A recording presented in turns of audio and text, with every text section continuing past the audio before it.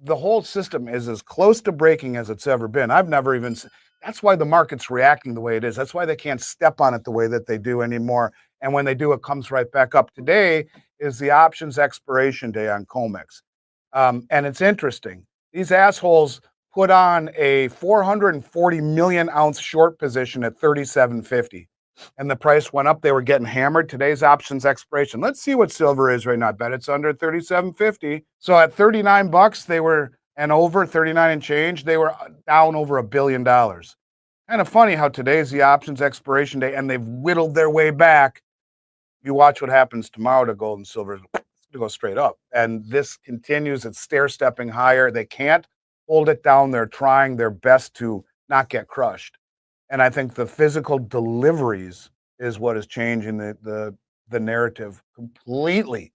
It's going to get crazy. You watch. I've been right about this. And silver is where gold was a year and a half ago. On a tech standpoint, I mean, it's right ready to bust. When gold got through 2,200, everyone said, "Oh, it's at its all-time high. Why should I buy it?" Well, it's gone up 50% since then. Silver's right there. It's right where gold was technically, and I would expect that to happen too. Stable coins will only work off the front end of the curve. Very short-term treasuries is what back the stable coins.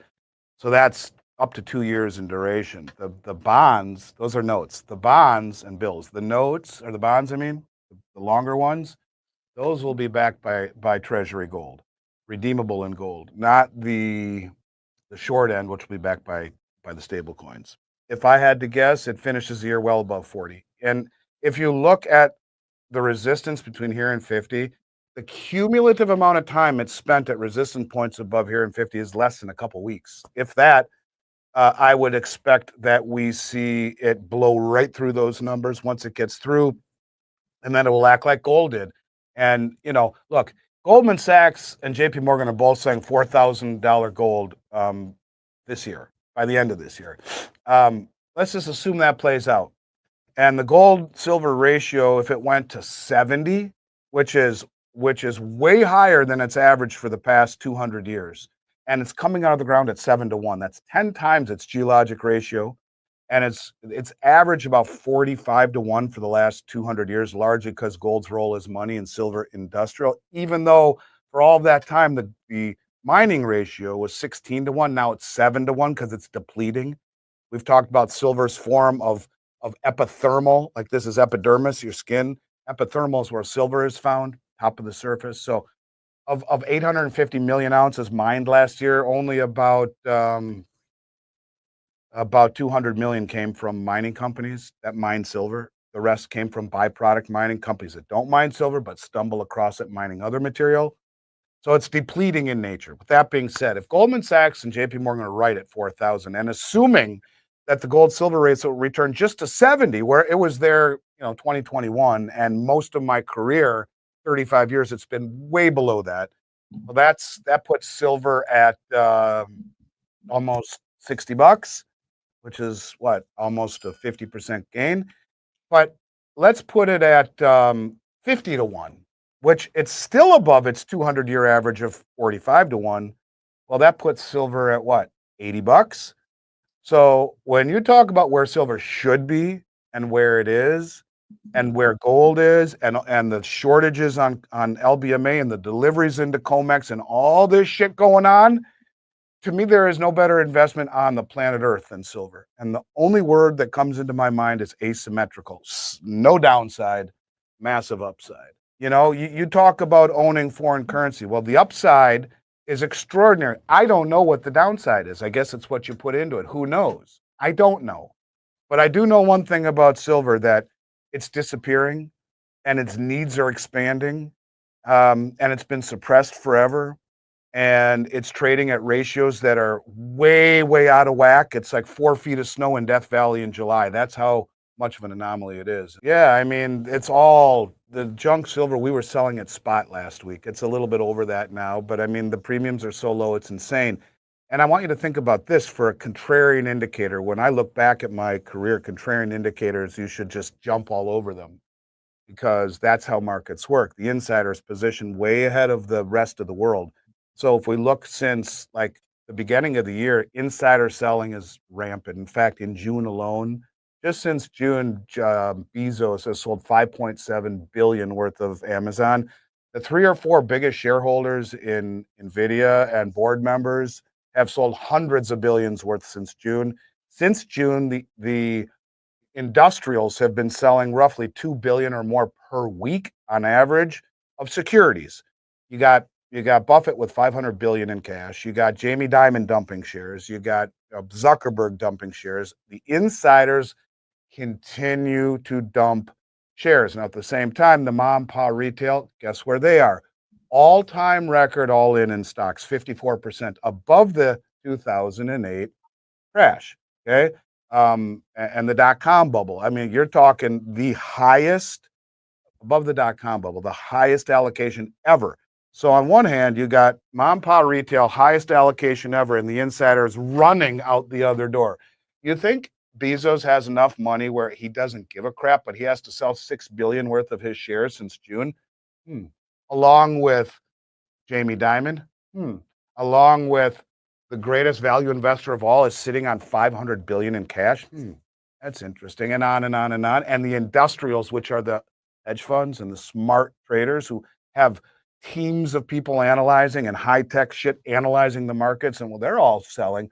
But mom and pop, well, they're in all the way. Now let's switch it.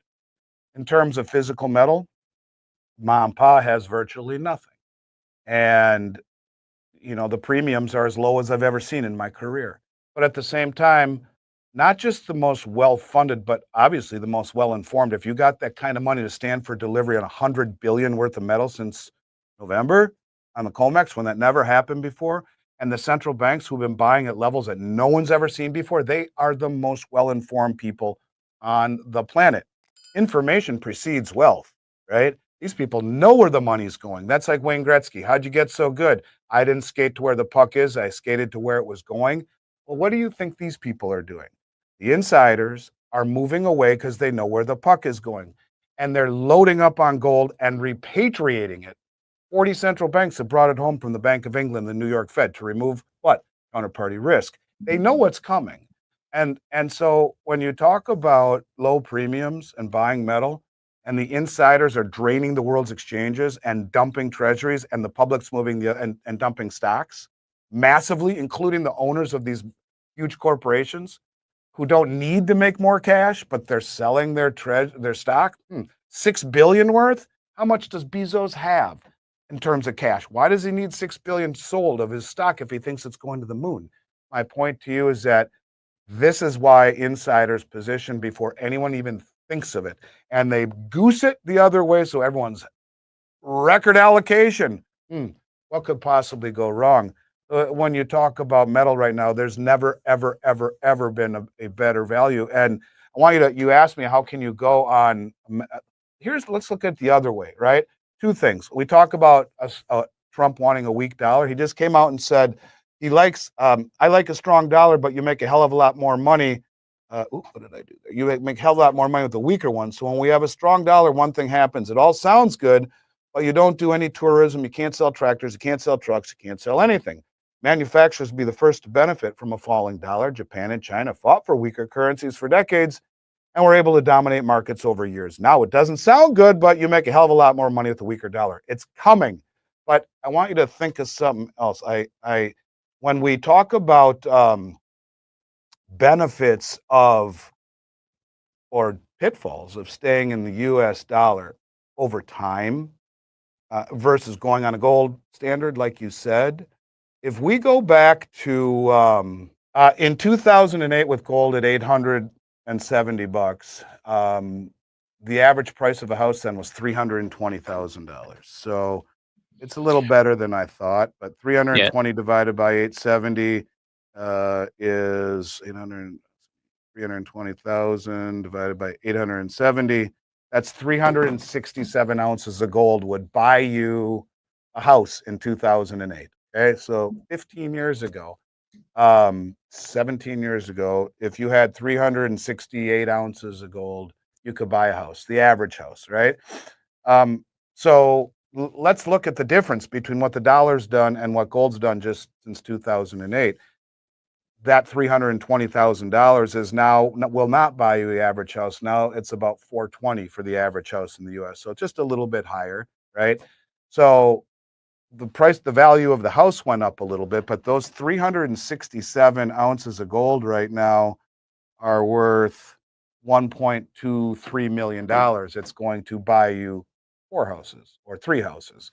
The point is that saving in dollars, you're going to go backwards. Saving in gold, you're going to go higher. Let's go look at 1970 when Nixon closed the gold window and set currency free.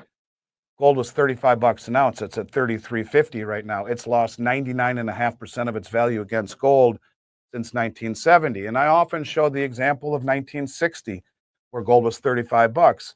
A house, according to the Census Bureau, was $17,000. Do the math. $35 into 17,000 is 485. So instead of grandma and grandpa buying that house with the gold that your great grandparents left them, 485 ounces, they take out a mortgage and spend 17,000 bucks. And here we are, they put that 485 ounces of gold, which everyone says doesn't pay any interest. Why would you own something like that? But it has outperformed the S&P 500 for the last 25 years and doubled the 10-year treasury rate, even though it doesn't earn any interest. It's been under your mattress earning nothing but dust for the last 65 years. That 485 ounces of gold today, well, what's that worth? That's worth $1.625 million, almost just over 1.6 million. That's $17,000 that you bought your house with. Okay, your house is now, even though it was built way back then in 1960, it's worth 350, 400,000. Here again, you can go back as far as you want. You can look at a $20 gold piece in 1933 that was an ounce of gold. It bought a finely tailored man suit, the $20 coin, hat, shoes, jacket, sport coat, everything. Well, that 20 bucks doesn't even buy you the tie. Might even buy a couple pairs of shoelaces. And now that 1 ounce of gold, 3,300, still buys you everything it did in 1933.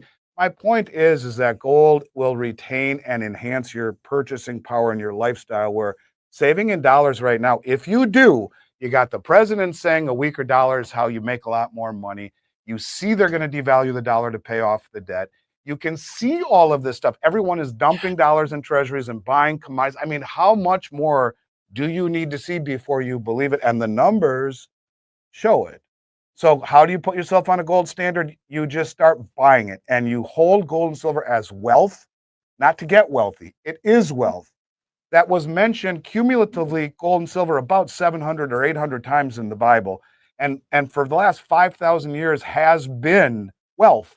And here we are, it doesn't always repeat, but it rhymes. The most well-informed traders on the planet, the central banks and whoever the hell is standing for delivery in all this gold and silver here, they know the information, and they're backing their entire plan. You can see it with gold and silver.